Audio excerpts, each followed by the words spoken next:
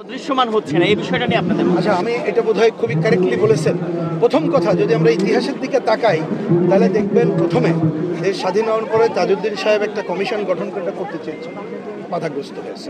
আমি ইতিহাসের বেশি ব্যাখ্যায় যাচ্ছি না, এইটা বলতে পারি শাসক গোষ্ঠী বিভিন্ন সময়ে ক্ষমতায় থেকে তার ক্ষমতাকেই প্রধান ধরছে বলেই তারা যার যার মতো, কাউকে কম বেশি আমরা পাল্লা মাপতে পারি, কিন্তু প্রকৃতপক্ষে বুদ্ধিজীবী হত্যার বিচারে কেউ যথাযথভাবে দায়িত্ব পালন করে নাই।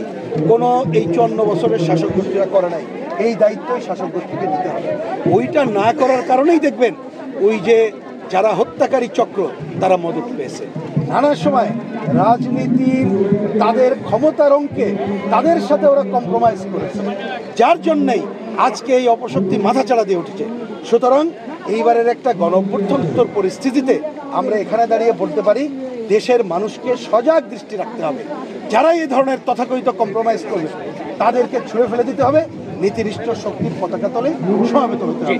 এবং মনে করি এই যে বুদ্ধিজীবী হত্যা, মুক্তিযুদ্ধের যারা শহীদের মৃত্যুবরণ করেছিলেন তাদের চেতনা রক্ষার জন্য আমাদের প্রতি মুহূর্তে আমাদের কথা অব্যাহত রাখতে হবে। আমাদের ঐক্যবদ্ধ শক্তি কিন্তু আমাদের এগিয়ে নেওয়ার পথ দেখাবে।